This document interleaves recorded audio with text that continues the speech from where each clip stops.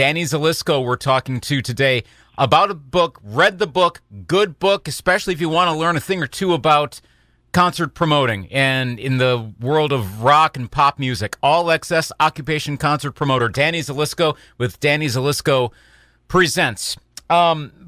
First question in the book, it's probably self-evident, that photo that's on the front, is it all because of the cash you're holding? Is that the reason that photo was selected as the cover shot? Well, the cash is definitely the inspiration for the happiness that I show. But the reason that it happened is even as important or more important, which is I was doing a couple Pink Floyd shows at a small stadium in Phoenix in 1988. It's when they did their comeback without Roger Waters and the Momentary Lapse of Reason tour. And my security guy came to me one day and said, you know, you only got parking for 2,500 cars at the ballpark, and you're going to need around 7,500, 8,000 cars, because you average somewhere around 3 people per car. And we had 25,000 people a day coming. So he went out, he asked me for 10 grand in cash, and he went out and he rented all the local parking lots near the park. And then we set up shuttles and security and lighting and all that stuff for the parking lots. And after the show, there's 2 shows. After the second show, they came over with these 2 boxes. They were cassette boxes full of cash, and I was overjoyed. Speaking of bands that will go out, they'll reunite. Of course, you have the chapter in there, and the photo, of course, comes up around the Roger Waters and Pink Floyd sections a little bit over the ways into the book. And recently, we heard about Genesis announcing their tour dates in the United States. I was listening to a podcast from Rolling Stone talking about how it's one of the first big-name acts that are starting to put out tour dates post-pandemic. Your thought on this wave coming out, and I was listening to you in a podcast earlier today about how bands are going to be going out and guarantees and what years and such. What's your take on like that band in particular, about Genesis announcing that, and other bands, though there are others saying 2022? What's your opinion on the state of groups, singers, artists, bands going out, the big names going back when they feel comfortable as the pandemic hopefully is starting to come to a close? Well, you know, you've got a ton of shows that were postponed and subsequently moved around on the calendar over the last 14, 15 months. So you've got all those groups that are, you know, trying to hone in on dates and finally give people those shows. And then you got a whole lot of other bands that, you know, weren't on sale or hadn't announced their touring plans last March for the rest of 2020. So I think for a while there's going to be a real glut of a lot of really good bands touring who have been chomping at the bit to get out, and there's a lot of fans that have been sitting on tickets for months and months and months, over a year in some cases. So, you know, it's going to be an interesting time. I think the most fun we'll have is when you're sitting there with tickets for a show and somebody else plunks another show on top of you. You know, I mean, I'm having that happen in a number of situations. I have no idea how I'm going to be able to be at these shows. Right. I mean, there's something in Milwaukee, and there's something in Chicago, and there's something in Phoenix, and we'll figure it out. Well, I was going to say, this seems to be a particularly, dare I say, unique, because it's unlike any other time in the history of pop rock promoting of all this coming out all at once. Would you have liked to have been in your, let's say the concert promoting business was as it was when you were in your 20s, 30s, earlier in the day? Would you have wanted to be in that role now with, like you said, all of these bands and all of these tours all being booked almost all at the same time, this whole wave coming all at once? Or is it one of those you go, okay, all of you were in this right now, you take care of a lot of that. I know you're still obviously in the industry, but for the younger folks, be like, you take care of that, you figure this out. Yeah, something like that. It's what they call a cluster, Yeah. But look, here's the bottom line: we've been all waiting, wanting, hoping, whatever, to be done with restrictions. If the biggest problem we have now is which pop shows we go to on any given night of the week, that should be our biggest problem ever. Right. So I'm happy to see that the big news really here is that people should be either doing their vaccinations or being safe and remaining careful. We don't want this thing to come back, and in the meantime, we need to resume our lives and get on with it. And I'm not one of those people who say, "Oh, it's lucky that happened." We got a really good look at how lucky we are, to realize this is over and move on. Well, we should be able to expect a few things in life, and one of them isn't for a pandemic to sweep over us and do the damage that it's done. Let's hope the adults in charge, look after these kind of things better than they did in the past, because I think a lot of this should have been avoided. But that's another story altogether. Mm-hmm. There's lots of stories in your book. I just happen to have up in front of me, because it was going to be one of the questions. I'm at chapter 26. Where's the cheese tray? Right. The food. I love the cheese tray. Oh gosh, that's just great. It's classic, and yeah, all of the writer stories. And you have the full writer at one point in the book. What was the best catering backstage at any show you ever were a part of? Very difficult to say. I mean, look, when you're in the arena shows or the amphitheaters and so forth, I mean, there's like $10,000 to $15,000 budgets in the show for catering, and that includes breakfast, lunch, and dinner for up to 125, 150 people. So I mean, these people that work in the upper echelon, the true stars of the business, they take care of their crews and their staffs in general very well, and they know that feeding them really good, healthy food isn't cheap, and it's important for everybody to eat well while they're on the road. The thing that people don't exactly understand is that when the artist asks for the 5 or 10 page menu for Monday, Tuesday, Wednesday, 7 days a week, you got to change those things up all the time. You don't want people getting bored. Just like at home, you don't want to be bored eating the same stuff every night. So a lot of care goes into those catering riders, and it's basically like your mom, and they're coming home, and you got to feed them and send them on their way, and the band usually ends up paying for all of that stuff, unless the show doesn't sell, in which case it's my problem.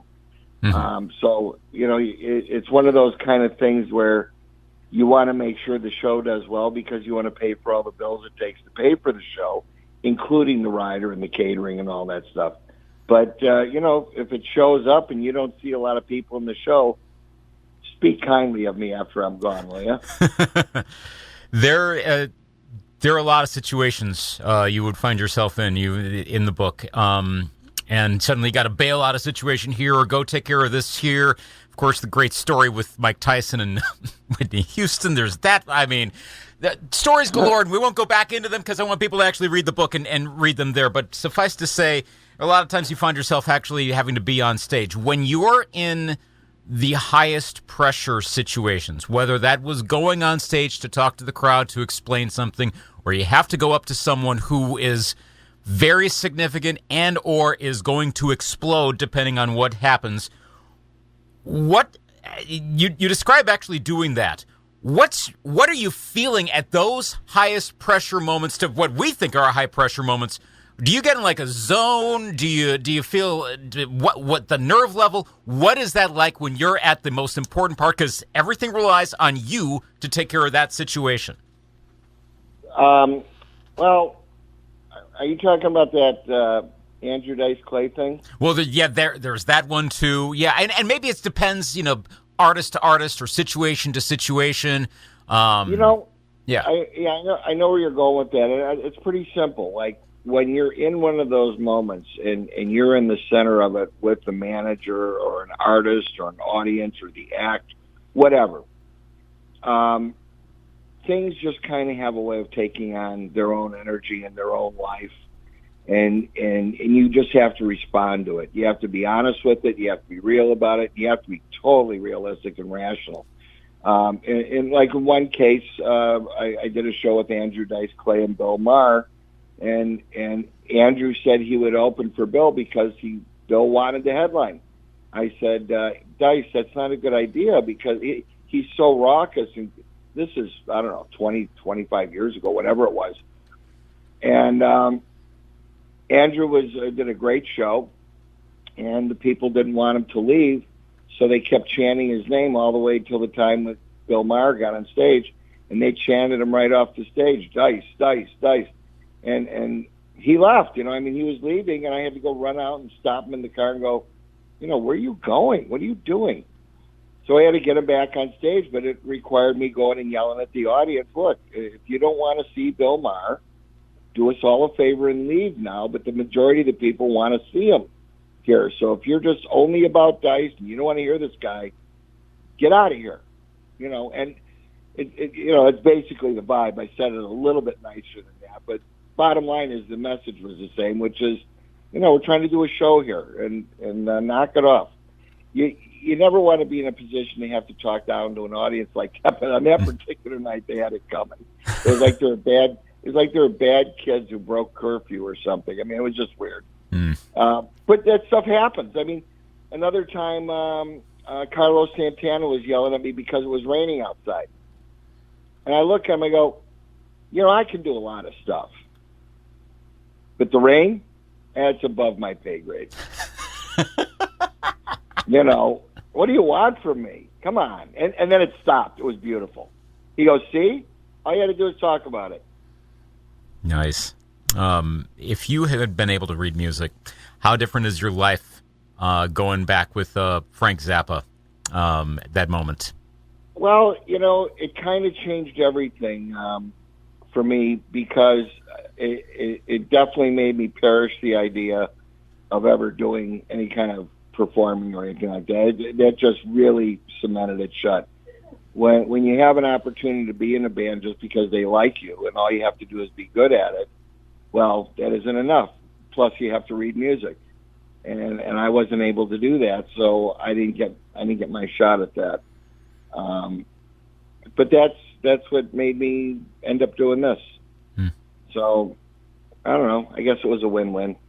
And you can't play music. You're what musician that you've seen, and play drums, and obviously you did the percussion thing on stage with Santana. But what musician most impressed you, where you went, okay, I understand that from a musician perspective, from someone like you who's very much involved with music, and you watch them on stage, and most impressed you to the point of going, wow, what am I actually watching here? Who left the most vivid impression on you? Well, there's a lot, obviously, but the one who I just love watching is Jeff Beck. Jeff is always creative, always interesting, always innovative, always fun, and I really, really enjoy seeing what he does. It's always different and new. It's like if that isn't enough reason for you to put down a guitar and take up drums or another instrument, I don't know what is. I've always found him to be somewhat of an underrated guitarist just because there's not like Clapton or Page. You can immediately associate them with either a massive hit single that they did or obviously a band like Led Zeppelin. Jeff Beck is on a bunch of classic songs.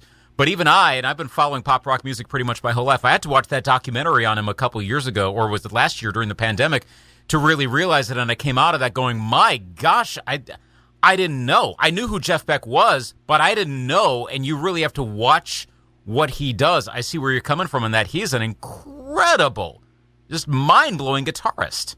Well, you see, with him, and there's, people draw a lot of comparisons to Page and Clapton with them because they were associated, not all at the same time, but they were associated with the Yardbirds for years. And Jeff and Jimmy, a lot of people don't realize that Jeff and Jimmy were going to start a new group called the New Yardbirds. And then Jeff got in a car accident, and he couldn't play for a while, and Jimmy went on and changed the name of that group to Led Zeppelin. So Jeff would have been involved in Led Zeppelin, which would have changed the way Led Zeppelin sounded. I assume even better if that's possible, probably. But then, that human thing took over, and Jeff was sidelined sadly for a while. He got hurt really bad. And, the thing with Jeff is he's like more extreme, I think, as a guitar player than both Eric and Jimmy. But Eric and Jimmy created somehow more commercially palatable music over the years, which doesn't make one better than the other. It just makes it different, and the most people's ears aren't necessarily set up for the shredding that Jeff does. I mean, you have to kind of almost be a player with Jeff to fully appreciate and understand the precision and the composing and the speed and just the mindfulness of playing, where the other guys who have all of those great same characteristics manage to hone that music into songs with a singer and words, whereas Jeff's stuff is primarily instrumental. So it turns out to different strokes, that's all. Exactly. Speaking of artists that maybe didn't get the attention that they did, you have a good number of references, and I apologize if I'm mispronouncing the last name, but up here in Wisconsin, I had never heard of him. Outside of Arizona, Jerry Riopelle? Riopelle. Okay. Jerry Riopelle. Yeah. And yeah, that Jerry was fantastic. He was one of those guys who was a local area guy in Phoenix, much the same way Bob Seger was around Detroit in the Midwest, much the same way Jay Giles was up in Boston, same way Michael Stanley was in Ohio. They're like regional stars. For whatever reason, they don't, or take a long time to break out of their local area. And Phoenix became Jerry's local area. He wasn't from there, but for whatever, the reason that as I recall, that he caught on so well was he had a really, really strong radio station there called KDKB that was legendary in the 70s. And they broke hundreds of acts in that market. There was just a music audience there that they helped develop by way of the great music that they played and the format in which they did it, where every time you turned on the radio, you didn't realize it at the time, but it was so good. I mean, that, like you would hear Gene Clark from the Byrds doing the No Other album.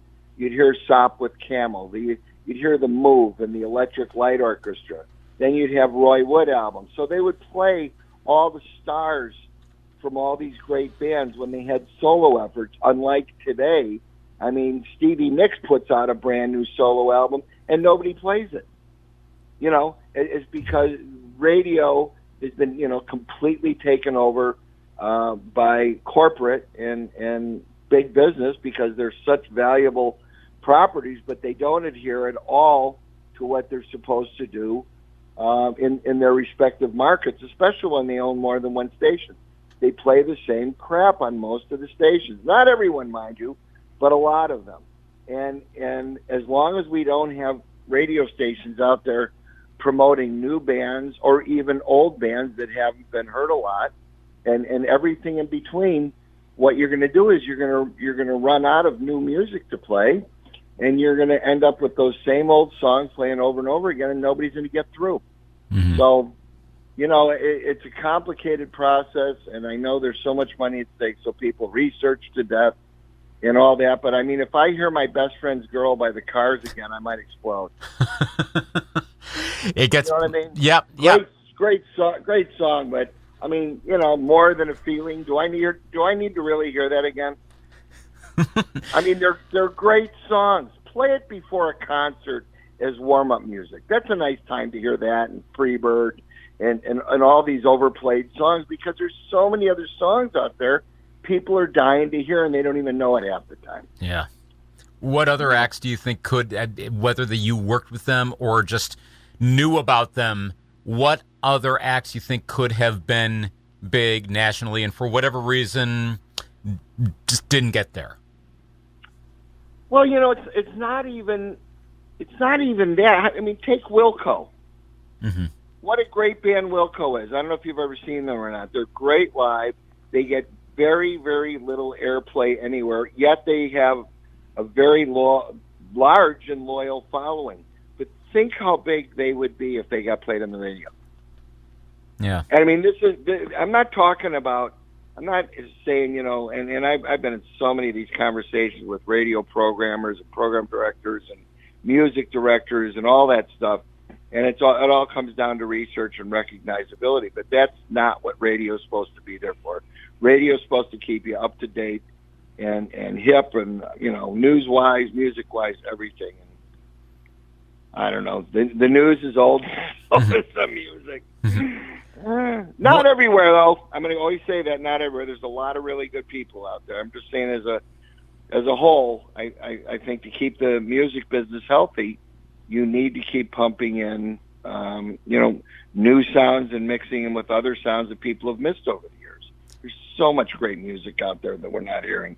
That's all I know. Of the new acts out there, singers or bands, which ones would you be most excited to work with? And maybe you will get the chance, pretend, you never know if something just breaks the right way, but which bands out there, up-and-coming acts that maybe people don't necessarily know of outside of a regional area are on your radar, if any?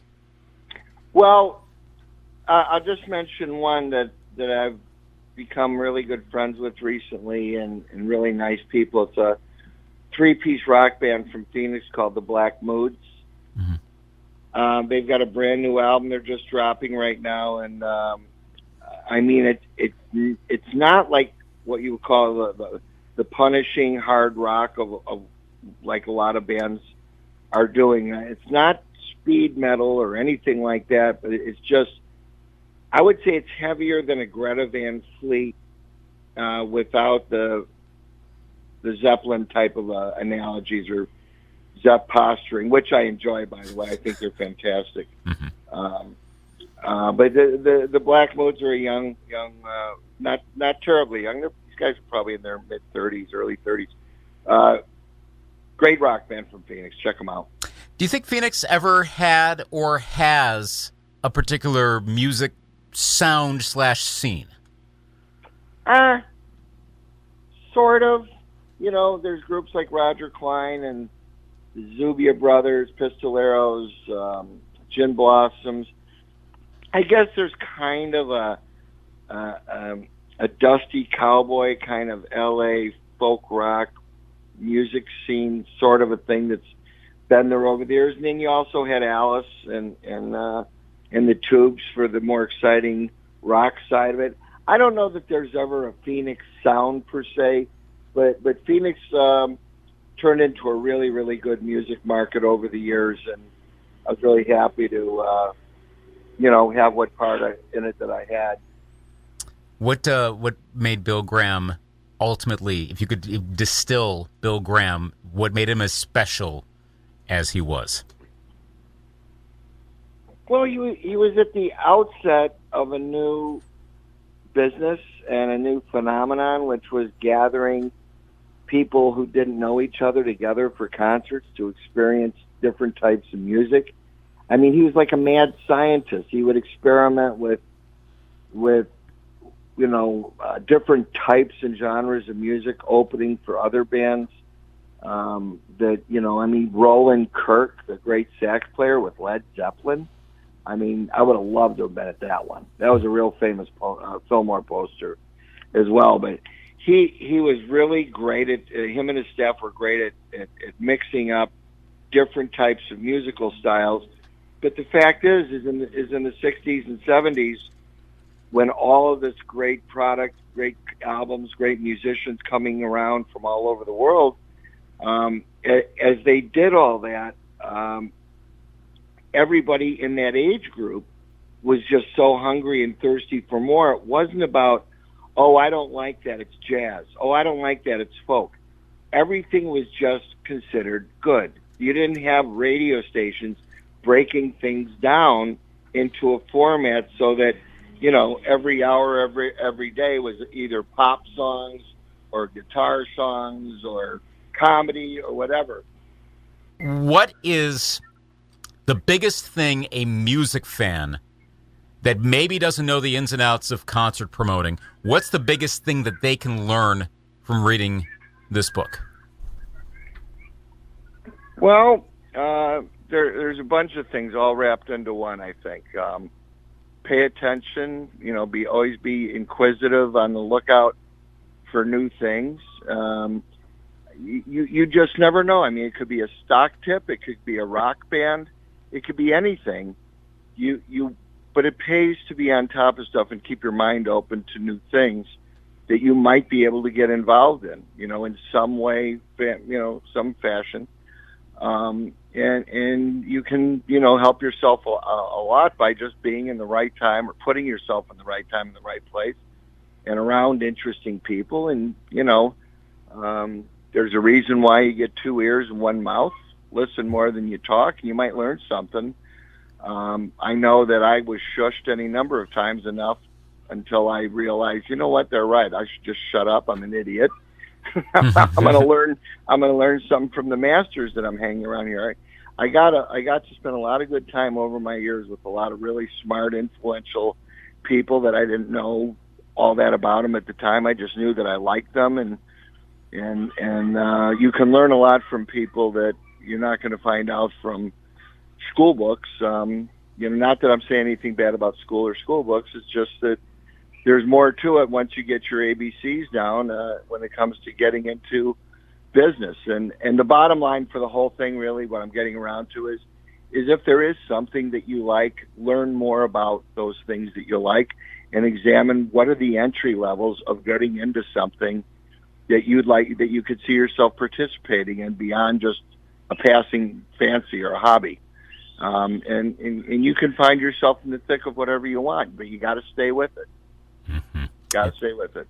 It's worth a read, and anyone listening, give it a read. Lots of great photos, lots of great stories in there. All Exce with $, occupation, concert promoter, Danny Zelisko with Danny Zelisko Presents. It's been an honor to get to talk to you with all the music history you've been involved with and are still a part with. Have a good time in Hawaii, and we'll see you literally and figuratively down the road. Excellent, man. Thanks for having me on your show. I appreciate it.